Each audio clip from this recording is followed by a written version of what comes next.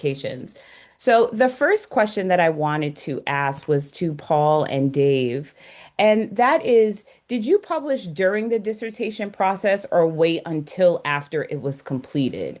And how do you strategically break a dissertation into multiple publications? Anyone can start. Well, sure. And I think I found this question a really interesting one. So thank you, Patricia, first of all, for convening us and to Abby as well, but also for the great questions. The first one, the short answer for me is yes, and the kind of long answer was, but it wasn't intended. And I think that Patricia, kind of in her opening remarks, highlights a really important point in terms of kind of a delicate balance between being driven by values, but then also having to consider what's incentivized or what's prioritized in doctoral programs and what's needed in terms of pursuing a career afterwards. So I guess the caveat that I have to start with is the fact that I didn't ever plan on being an academic, even as I was doing my doctoral degree. So I was doing that part-time while I was a vice principal of quite a big school here in Hong Kong. I'd started it before that as a primary school teacher back in Scotland.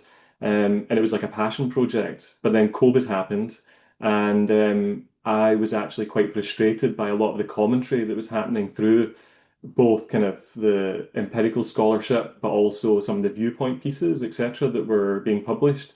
And so I was very committed to wanting to have, I guess, a practitioner voice out there, but in a scholarly forum, which was related to the work I was doing for my thesis. So that's the very first publication I put out was basically kind of related to my thesis topic, which looked at kind of the role of collaboration in the pursuit of educational change and the role of leadership within that. And there was quite interesting things happening during the COVID period.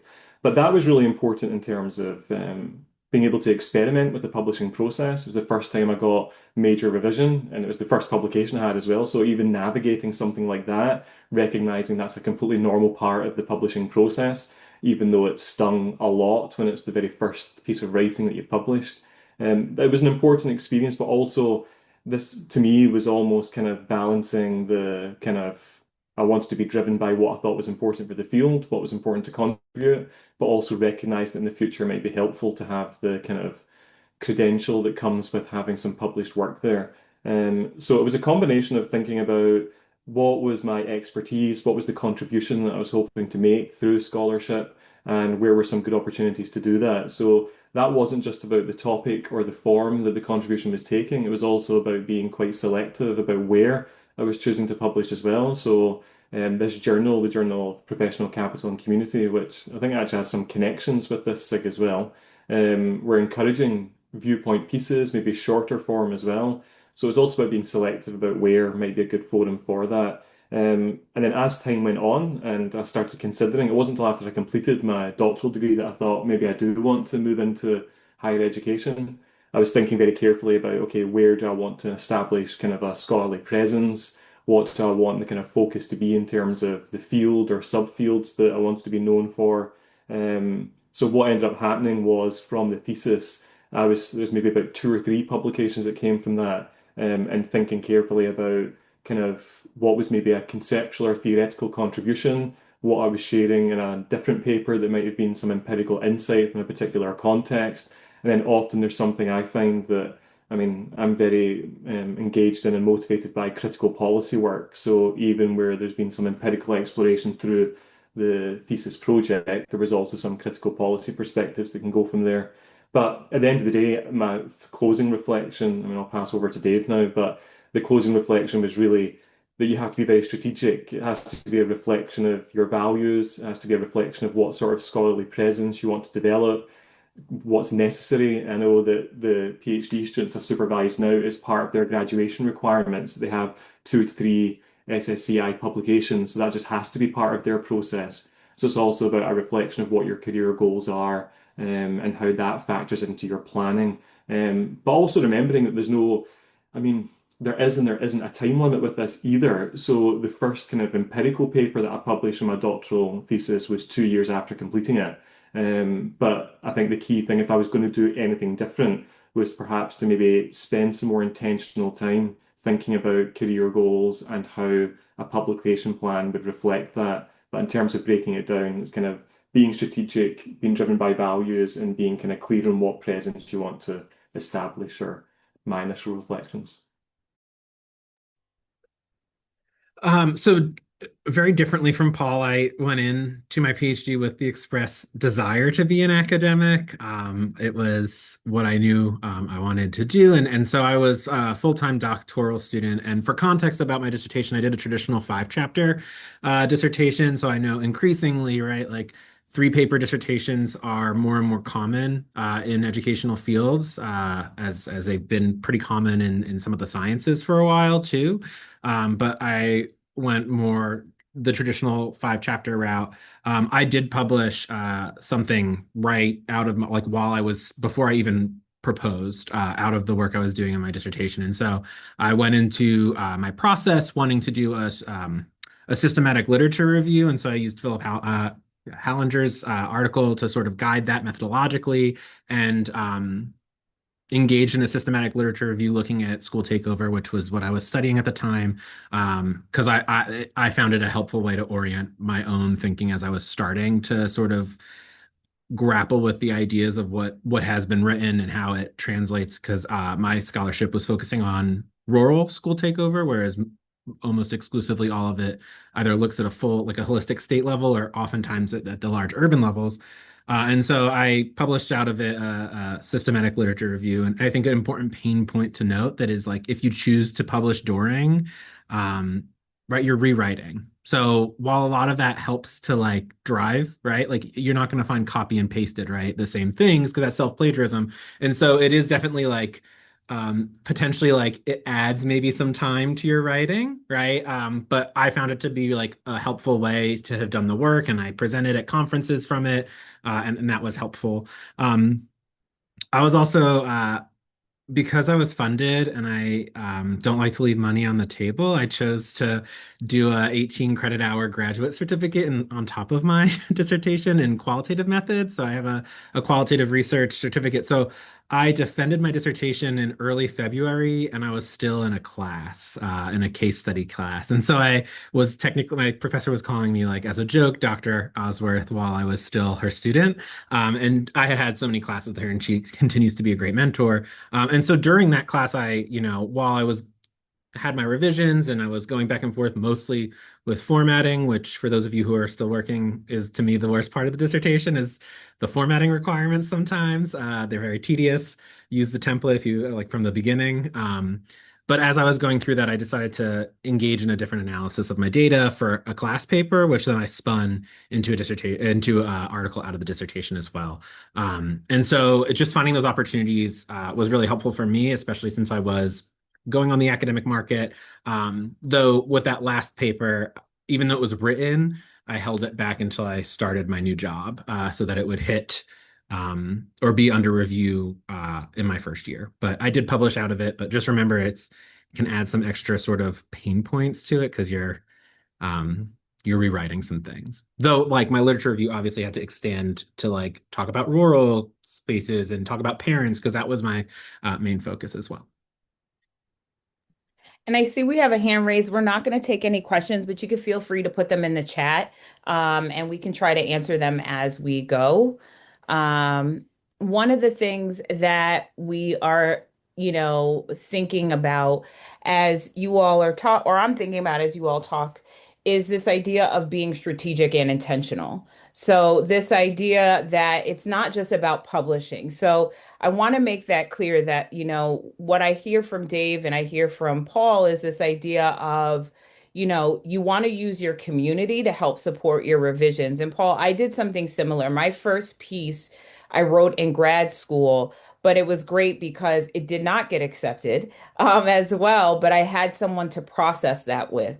So one of the things that, you can do when you're thinking about, either you're helping graduate students or you are a doc student is understanding what are the parts of publishing that you need help with. I used to literally tell my advisor, Dr. Cobb, that I needed his help with what is it called? The discussion section. And he would give me a lot of feedback on just that section.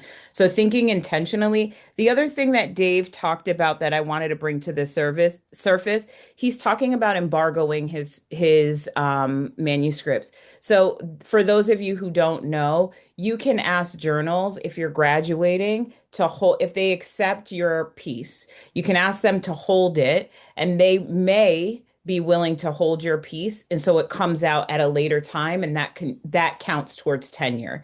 That's something that I've done. That's something that people, I don't think a lot of people know you can do that, but you have to also, and what I'm hearing from Paul, and this goes into the next question, is what do you want to be when you grow up? Right? My mom always says it takes a while to walk into your letters. And so, what do you want that walk into your letters to be about? Do you want it to look a certain way? And that directly influences where you want to publish and how you publish. So, I want to move on to the next question for our panelists. What are the main differences in tone, structure, and audience between your dissertation and any journal articles or books or book chapters, or any other forms of communication, both academic and practitioner based? And then how do you make those decisions on which journals to submit? I know that a lot of our um, attendees really want to know, like, how do you know where to begin? Hi, everyone. I'm Abby Emerson. So let's see. When I'm thinking about that, I mean, obviously, the dissertation itself is an academic audience, right? Kind of inherently, you're speaking to other researchers and whatnot. And so it's very citation heavy and whatnot. You have to show that you've done the reading and whatnot. But for my dissertation, I actually had two components of it. So I had a written manuscript like Dave's. I did the kind of 5 chapter traditional manuscript. But when I was doing my data collection and I was interviewing educators in New York City around anti-racist professional development, which was my topic, so many of them, these practitioners were hungry for the knowledge, and they repeatedly said in the interviews, make sure you tell me what you learned. Like, I want to, like, I know you're talking with me, but I want to know about it. And so, and I didn't feel like waiting multiple years to convey that to them. So I actually did an art exhibit as part of my dissertation. So I had kind of two pieces. And so the art exhibit was all this art that I was using to process what I was coming to understand through my interviews, also my emotions doing a dissertation, which can be trying in different ways. But I really distilled a lot of the findings down to speak to a completely different audience. And so I had like friends and educators and non-academics come and learn what it was that I was trying to convey. And so for me, kind of speaking to multiple audiences is really, really critical and important. And I still kind of hold on to that idea now that I'm a few years out, in the sense of, okay, I'm gonna, I have an idea for this article and it's for this journal, and maybe it's more of a top tier journal. And it's going to be, a rigorous process, but I'm speaking to other academics and it's going to count for tenure and give me all the, the good things I need on my CV.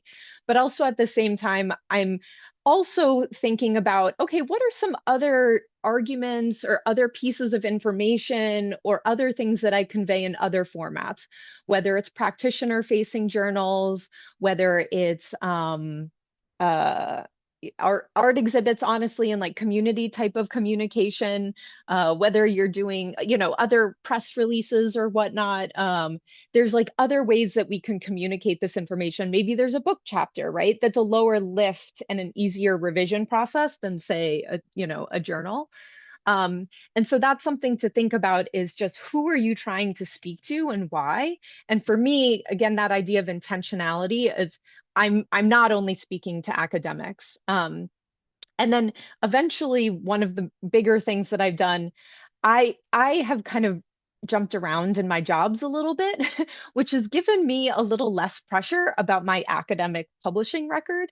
And so one of the things that I did, and I'll put it here in the chat, is I wrote a book, which some people have mixed feelings about, of like, should you do a book? Should you focus on articles and whatnot?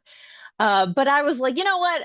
It doesn't really matter. Again, I was in a flexible state, and so and I had to, as Dave said, rewrite it completely, but share kind of the ideas of my dissertation, but again, for a practitioner audience. And so this book is the data from my dissertation, but I'm not speaking to academics. I'm speaking to school leaders exclusively. So that's some of the things that have been in my mind as I've done that. And then the very last little tidbit that kind of relates to the last question is there are a number of grad student journals, and I think that's a really nice way to like kind of start. That's how I had my first publication when I was a grad student, and I found the publishing process very supportive. I can mention the name in the chat for us all. Carol. Hi, everyone. Very grateful for being here, sharing, and also learning from my colleagues. Yeah, I'm gonna focus a little bit more on the choice of journals as Dr. Emerson addressed it, more like the different sources of publications, but I just want to share one thing, maybe helpful for some who are going through the same. I have 3 papers out from content of my dissertation, and I'm now writing the fourth. And it's the last one just because I cannot engage with that data anymore. But if I would have the capacity, emotional capacity to keep engaging with that piece of work, I could put more things out. But what I want to share, none of those 3 papers and the one that I'm writing now is analysis that I have written in my dissertation. I reanalyze the data. It's better. It's ideas that I'm more proud of, and that when I was writing my dissertation, they were like in the back of my mind. They were like, boiling. I was like, there's something here. It was a gut feeling. It was ideas that I was brainstorming with my mentors, but I didn't have the time, the space, the mental space, the capacity to actually develop those ideas and wrote those arguments in my dissertation.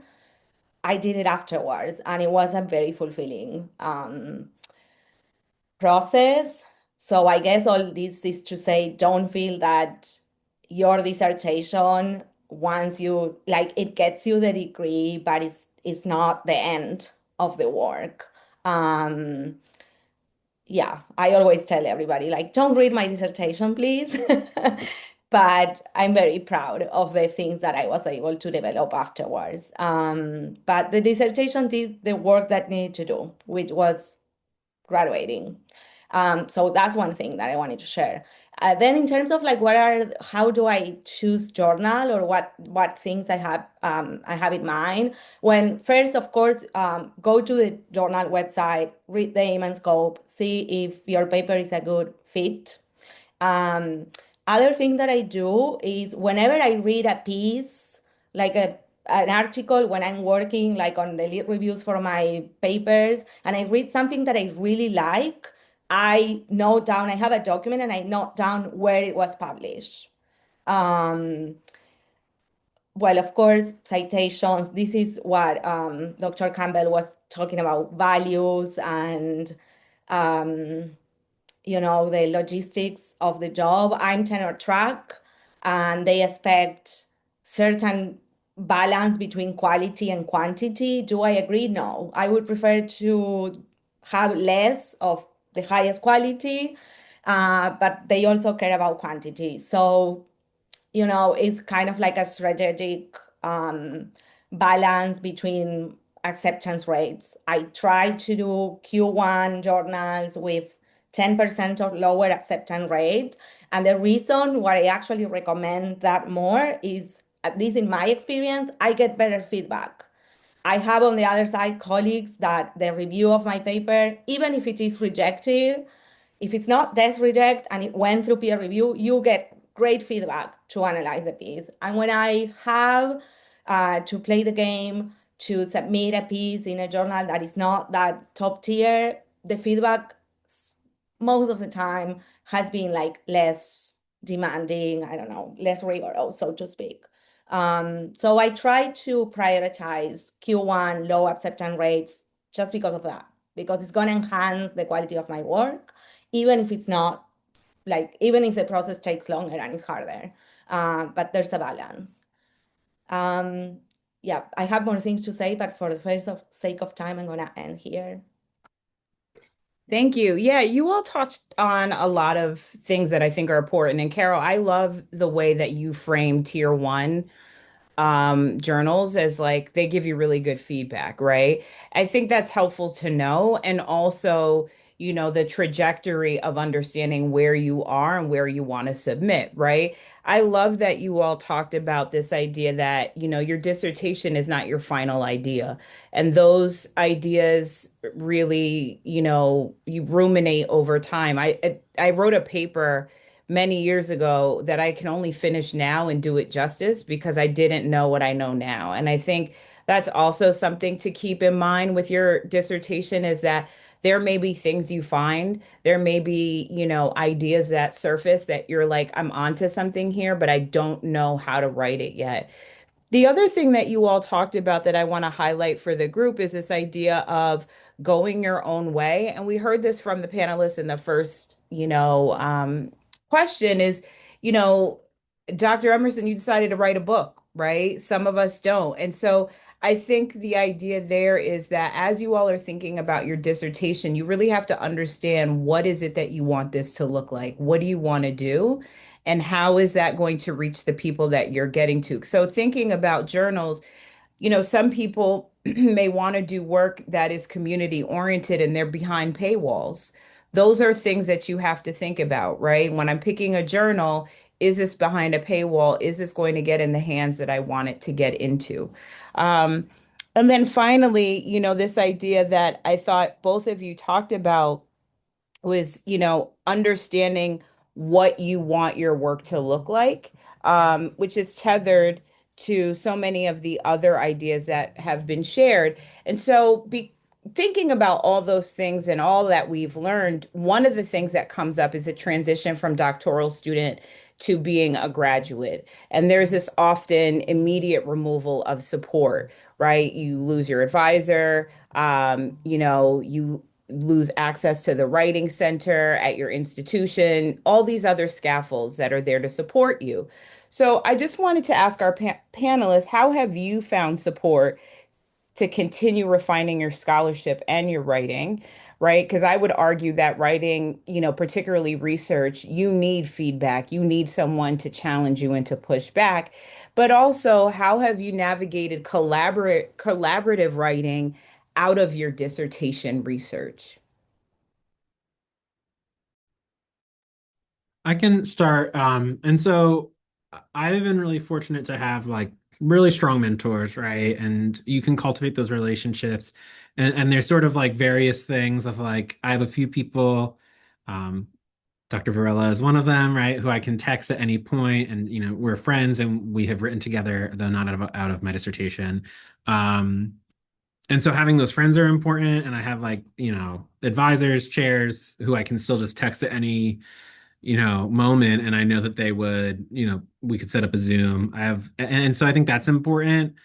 If you're hoping to go the academic route, like one of the things that I tried to like glean when I was on my job talk and my interview here at UNC Greensboro is like talking to other junior faculty about what the mentorship looked like in the department that I was interviewing at. I have a pretty amazing department chair, and the program I'm in, like the graduate program director, she like they both provide a lot of like formal and informal mentorship, which has been really important. But for me, I think it's been creating like a group of critical friends, which Dr. Varela is a part of. And I have like other folks who are a part of that group who I know I can text and call and talk through ideas with that helps to push my thinking. Um, and I always find myself like better for it. And these aren't necessarily like, oh, we're hopping on and writing together, though sometimes it does turn into that. But I think having those friends has been really helpful. I will say, like, for me, collaboratively writing out of my dissertation at this point is not something I've done. And part of that has to do with, like, the pressure on a tenure track to vary some of the like authorship roles, right? And so it's important for me to have solo authored work. It's important to the tenure and promotion committee, both in my department and at the school level, university level as well, to see a certain amount of solo authored work. So that is something that I have like attended to. So I don't know if I can speak out of that. There are maybe opportunities in the future, but I think that if I were, it would probably be with someone from my committee who might want to take like, is there a place that we can sort of shift and do a different analysis, and how could that work? There's a potential for a methodological piece that I'm thinking about with the methodologist on my committee at some point, talking more about like what does it mean to do narrative work as an outsider in rural communities, right? Like, which was something I struggled with and I write about in detail a lot in my dissertation. Is like probably the next thing I would write out of my dissertation if I ever decide to, because like Dr. Snyder, I am the thought of opening my data like gives me the heebie-jeebies right now. I'm like, I can't do this. But yeah, I think it's finding the people, and mentorship doesn't have to look like senior faculty, junior faculty. Sometimes it can be a writing group that meets every week. Sometimes it can be like I'm going on a writing retreat to Asheville with some colleagues of mine that, it'll be two parts work, one part like talking, and and sometimes those talks like around a campfire are where some of our best ideas come from. And so finding what mentorship like works for you and what like collaboration works for you is really important. And it doesn't have to always look like the like prototypical like ivory tower meeting with the chair vibe, right? It can be just whatever, right? Whatever pushes your thinking and whatever works for you.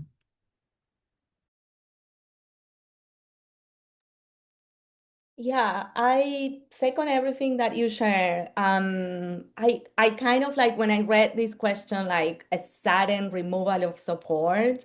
I, at least in my experience, and it seems like most of the people that is here, is like that's not necessarily true. I also had this idea that, and I actually remind me when I was in my second year in the job, designing my new study. I was struggling to make some methodological decisions. And I felt like, oh no, like now I'm a doctor, like I should know this, and like feeling bad about that. I ended reaching out to my former advisor, who I still, of course, remain in touch. She's my friend. And we connected on Zoom. And the first thing that I told her, it was like, I'm so sorry to bother you with this. You are not my advisor anymore. And she was like, what are you talking about? You are my colleague now. Like, so you become colleagues and they are still there. So yeah, I don't think like the relationship with your advisors and all your mentors that you built, like stop being there. And also because now you have your degree doesn't mean that you don't need them. Yeah, same with writing centers. Maybe you can go to the writing center even if you are a faculty. I have the um, privilege of being in a university where there's a lot of support. The office of like faculty organized writing groups, writing retreats. There's an editor. So I actually perhaps even have more support. There's an editor that I don't send him my papers, but I have sent him like a grant and I could send him my papers and he's amazing. Yeah, and we do something with some colleagues in my department who's called Green Bananas, where we meet to discuss basically immature ideas. So that's another kind of space that we have. And then I have with a few colleagues with different universities. They are actually, most of them are not based in the US because I'm from Argentina. So I have a lot of like Spanish speaking scholars across Europe and Latin America. We call it Journal Club. And whenever someone has a draft to submit it to a journal, they share them in the group. We provide written feedback and we meet for an hour on Zoom. And we kind of like are very harsh on the feedback they are because it's like a very safe space for us. So yeah, you don't lose the support that networks that you had in your PhD, and you can keep creating new ones. Um, Co-writing, I love co-writing and collaborating. It makes me like it stop my negative self-defeating thoughts about what I'm writing. It's like, no, this is good. We should submit. That's what I love writing with someone. And two of the three papers that I have out, they are with collaborators. One is someone who is like friend, colleague in policy, and it was like the policy part of my dissertation. I sent to him that chapters. He helped me write it. He's the second author. It was fantastic.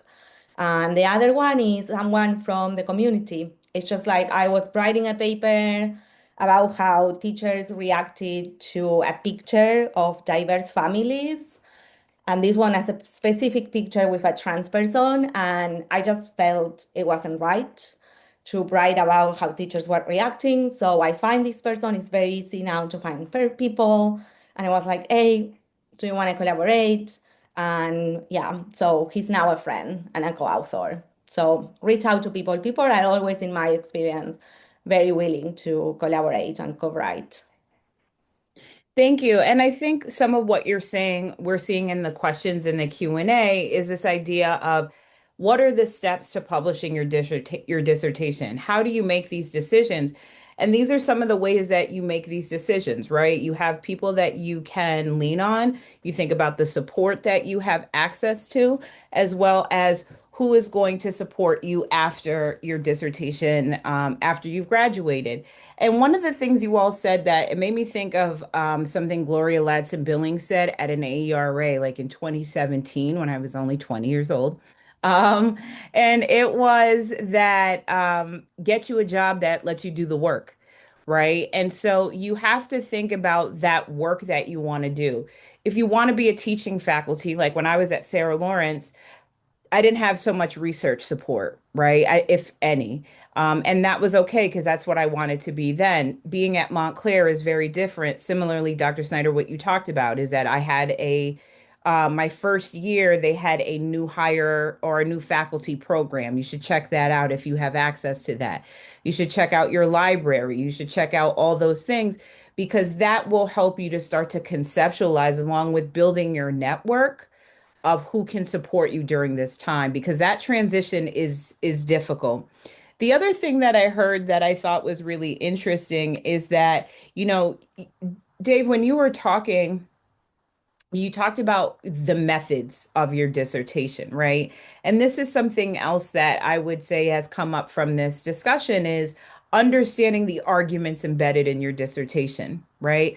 Understanding what things you found, what things you did. So similarly, Abby, you did an art exhibit, right? That's something different, and that still counts as scholarship. It's public scholarship, right? So again, this idea of what am I saying in my literature review that I found? What is that big argument there, right? What are the implications, et cetera? What are the methods that I had issues with or were successful? Is there anything novel there? And really going through your dissertation because it's not just about the findings. One of the things that I do in my own work is I have a part of my research agenda is called process papers.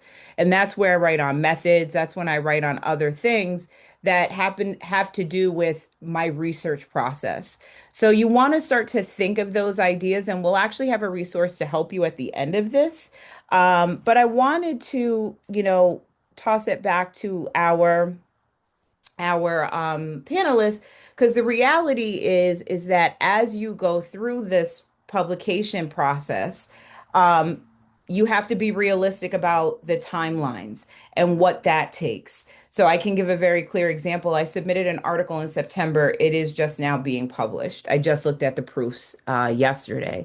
And so what has your peer review timeline realistically looked like as of lately? And then how have you navigated rejection? Yeah, thanks, Patricia. I think this is a really good question. Particularly, I can see some of the questions are also people are reflecting on kind of when you're on tenure track, what your kind of expectations are. So timeline becomes really important. And I guess just for a bit of context, the tenure track role that I'm in, the expectation is basically three Q1 articles per year, and they want kind of 4-star quality based on our ranking system as well.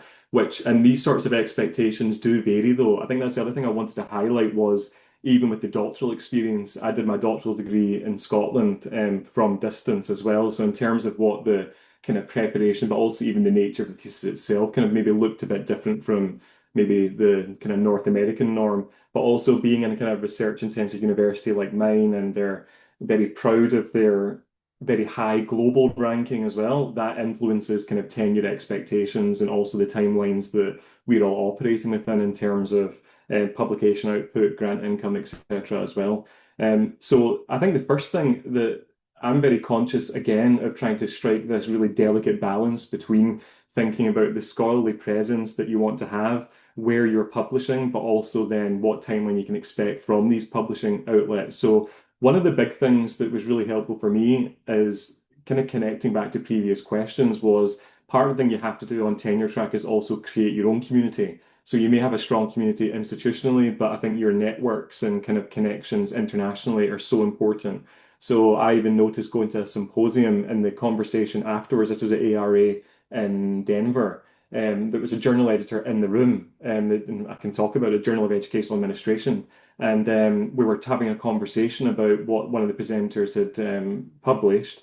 And I was sharing some of the work that I was working on in Hong Kong. And he was saying, this sounds interesting. Do have a go at publishing in our journal. And he talked about the fact that they have a guaranteed 6-week turnaround to first decision if it does go out for peer review. So that was quite appealing to me, thinking at least I'll know I'll get feedback within a 6-week period. And that's exactly what happened. And apparently that is quite consistent. So the first thing I would suggest is you can see that data on journal websites. So you can go and have a look and see kind of what their average turnaround time is to first decision to publication, etc., if that's going to guide you. But to me, that should always be a secondary consideration. You're thinking about kind of where you want to be publishing, how it relates to your work, what other scholars in your field are doing, or if you're engaged in specific types of, I think particularly about kind of critical scholarship, there's certain places you may target more than others. So in terms of some recent experience, I've got one good example. I mean, I think the first thing that I published from a dissertation, I remember I was always going for, and I still do actually, this isn't maybe another tangent, is that I speak to colleagues here and many are saying, oh, I'll maybe aim for one Q1 journal per year and the rest I'll aim for maybe Q2 or Q3. I would actually always argue against that. And I know others in the call maybe have different views on this, but I would always say, why not go for the Q1? I mean, I know there's timeline considerations, but I think often we're driven by perception that may not also reflect the reality of the quality of your work and the possibilities for consideration in these journals. So I would always be advocating go for the journal you want to, whether it's a top one or not, and don't be driven too much by. I mean, I remember my first year was all about kind of, and it still is really a feeling of kind of being the absolute imposter. I'm going to be found out that I'm not a real academic or I'm not a good one. And even after, I remember getting major revisions for that first paper in this Q1 journal and sitting in my office for about 3 hours until about maybe 9 p.m. in the evening thinking, am I actually going to be an academic? Am I going to be able to get through this? Even though I knew major revisions was perfectly normal. This is also a journal that I'm now an associate editor of as well, so it's quite an interesting turn of events. But I think recently, in terms of peer review timeline, just as Patricia's mentioned, typically I find it's around about 6 months. It also always depends on the journal, but in terms of kind of submitting the piece and going through, typically I would say 2 rounds of revision. Sometimes it can be more kind of gradually becoming more minor towards the end. By the time you get proofs, etc., as well, I'm saying about 6 months. Interestingly, one paper I was mega proud of, where I was kind of re-engaging with social theory and some of the data that I'd collected with school leaders in Hong Kong. Super proud of, got desk rejected twice. And I was kind of losing hope, but I was adamant. I knew this is good quality work and this is important work to be out there. So I was kind of reflecting, and this is work that I'd been engaged in with my research assistant. So I was publishing with him as well, which I guess is kind of another conversation about authorship, but an important one as well. So we were kind of problematizing together, kind of why might have been rejected or what do we need to think about in terms of the content of the paper. The good thing was they were both high-ranking journals. So as I think Caro mentioned as well, they got good feedback. So we're refining a little bit each time. The third one we then submitted to, within 3 weeks it came back and all three reviewers had all given it minor revisions. So that worked out quite well. So I think it was only maybe a 6 week process for when it finally did get published there. So my point being is that we reflected on what we could refine in the paper, but the other thing we were also reflecting on was our decision making about the choice of journal. Was this an ideal fit for that journal, and what else was leading to a desk reject? And that's what was explicitly talked about by the editor in the second journal, kind of saying that they were prioritizing more. In this case, it was about discourse analysis. They also had noticed that in our article that we hadn't referenced any other papers that had been published in that journal. So that was more like a rookie error on my part. That of course, if you're kind of publishing in that journal, sometimes editors will look for that, but at the same time, I'm kind of of the view that I don't want to shoehorn other references in just for the sake of it. But the point being is that rejection or major revisions, whatever it might be, are a normal part of the process. But it's a good point to kind of stop, reflect on the feedback if you do get extensive feedback. If you don't get extensive feedback, it's also time to think about kind of the platform or the avenue that you're choosing to publish in as well. And I have to say now that kind of as I'm further along as well, and now taking on associate editor roles, particularly with Q1 journals now, it's given me a slightly different perspective, helpfully, in terms of realizing and learning what process the editors go through. So, briefly, my process now is that an editor will see manuscripts submitted and then distribute them to the associate editor, who then makes a decision if it goes out for peer review or if it doesn't. But you have to go through a very careful justification process for whether or not it does go out to peer review or not, particularly if you're disagreeing with the editor, which they also do encourage.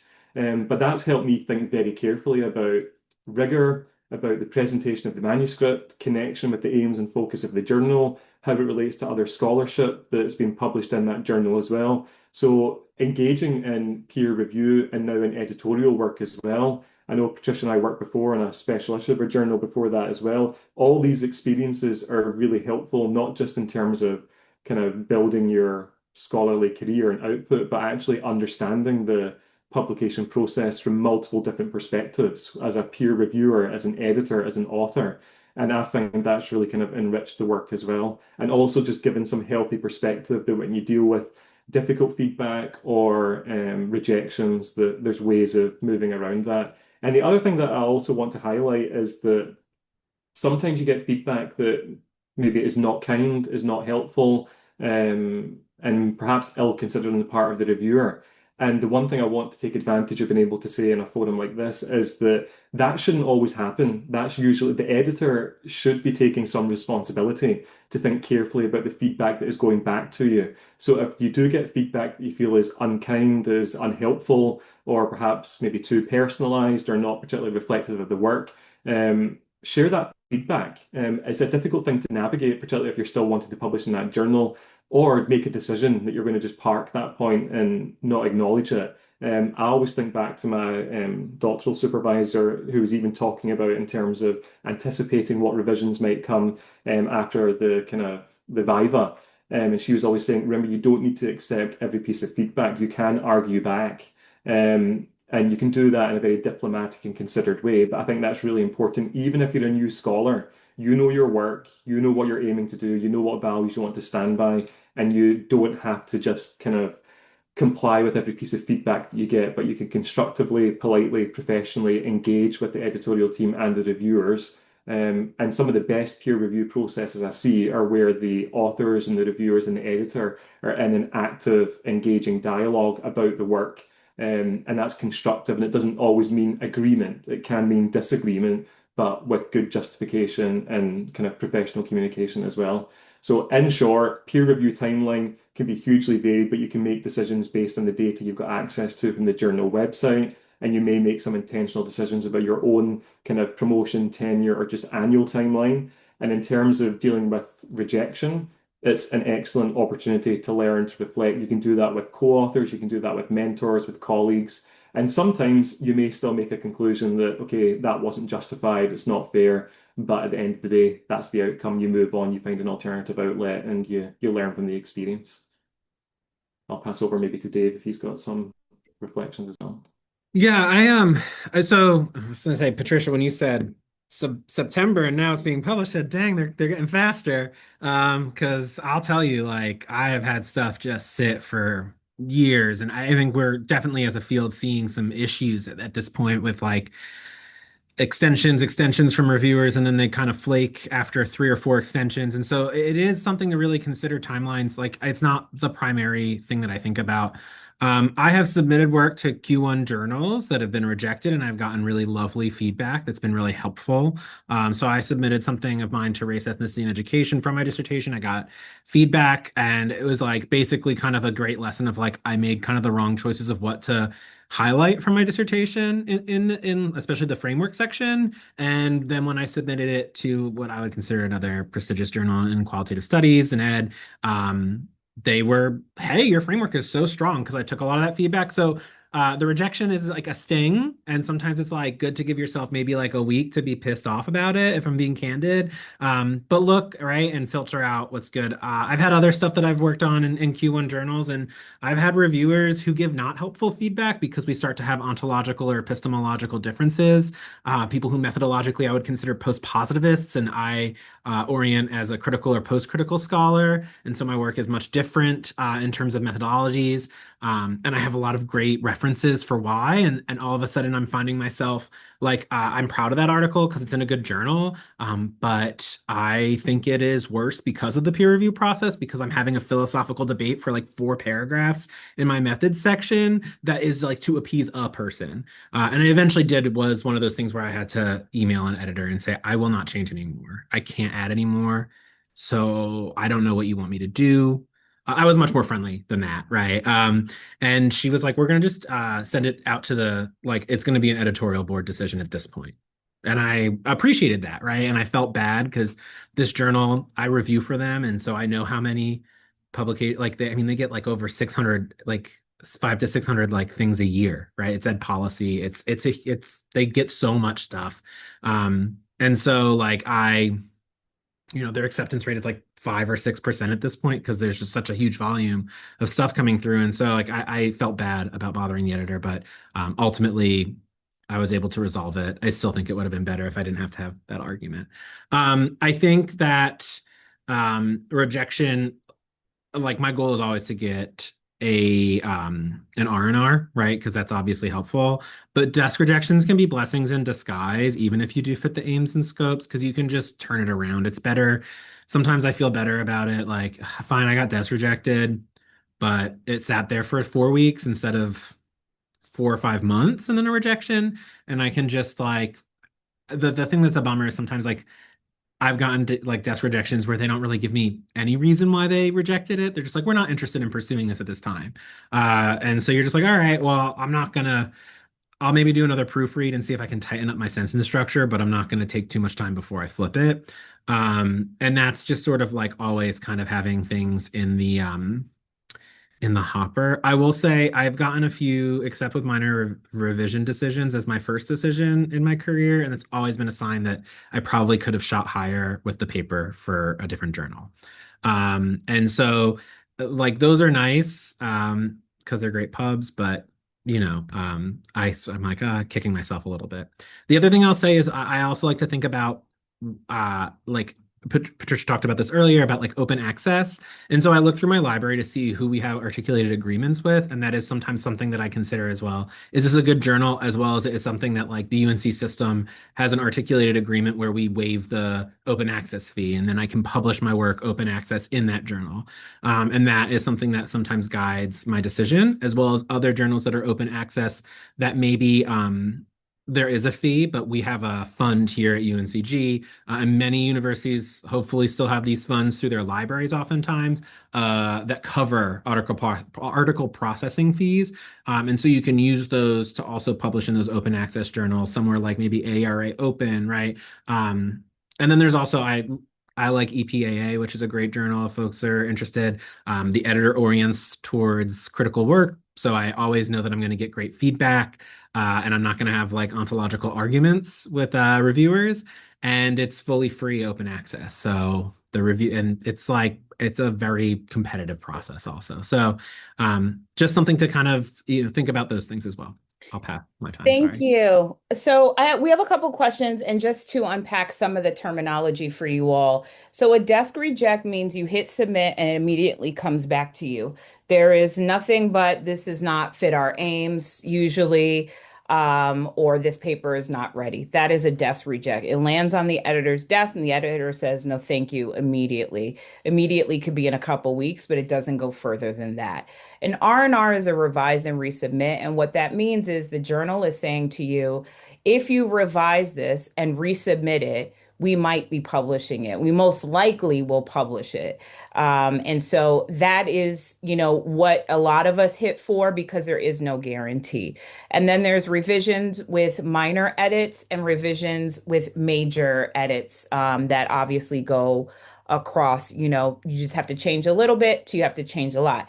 But I think one of the things, and I'll say this quickly, that I'm hearing from both of you is that you have to remember that you're walking into this space and that you're now the expert and you can challenge some of the work that you're doing. So, someone asked in the group, how do you, and this goes into the next question of, as how do you go from one article to a series of articles from your dissertation? And the thing that I always think about, so I published 4 articles from my dissertation.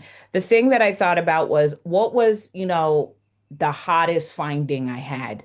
What was the most novel, moving finding I had? That's what I published. And then what were the secondary things?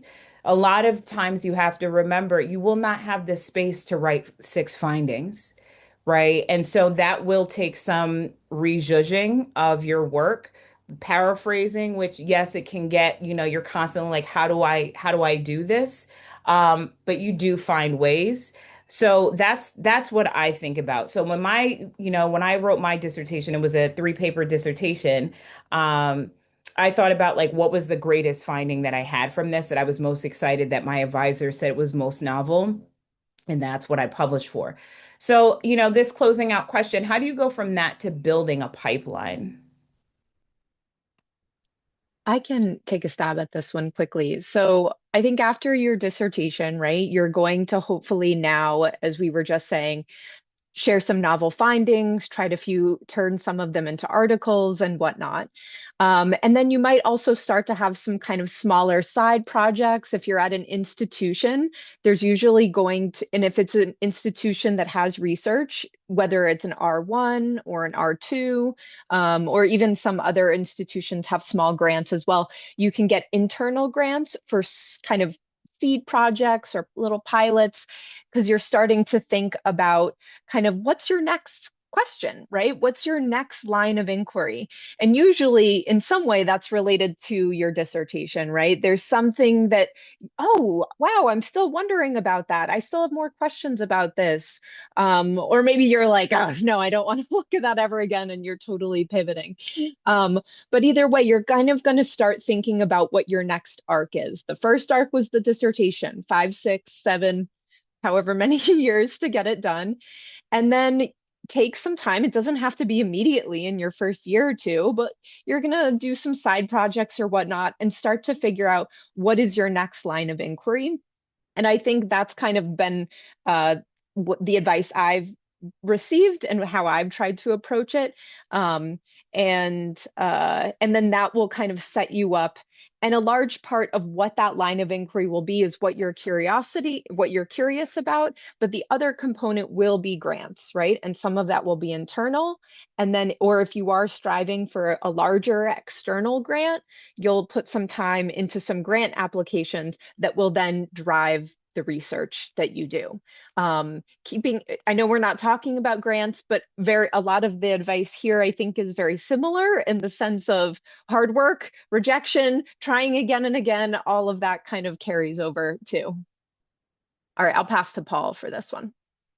Yeah, Yeah, I'll just Paul, add wrap really this up quickly. very quickly. I've got 3 things I've written down here, very brief. First thing is that, just as Abby said, it's reliant on a clear research plan. So take the opportunity when you start your kind of tenure track position, usually in your faculty seminar that you'll do as part of the recruitment process, you're kind of outlining the work that you've done and maybe what's going to come next. And I think I actually got permission from the faculty who were kind of pestering me for a kind of research plan to give me the seed funding that I was entitled to after I arrived. I asked for an extra 2 months. I just wanted some time to be able to think, plan what I want that research plan to look like for the next couple of years. And that's helped me think very carefully about there's three elements I think that I now encourage my doctoral students to be thinking about as well, is that what are some of the theoretical or conceptual contributions that you want to make through the work that you're doing, as well as maybe the practical or the field moving insights that are going to come from your work, and then the multiple kind of findings or analytical lenses you could apply to the data as well. So when I'm thinking about a publication plan as well as a kind of research plan more broadly, I'm thinking about kind of, right, what are the implications going to be for the field that this is intended to apply to in terms of practice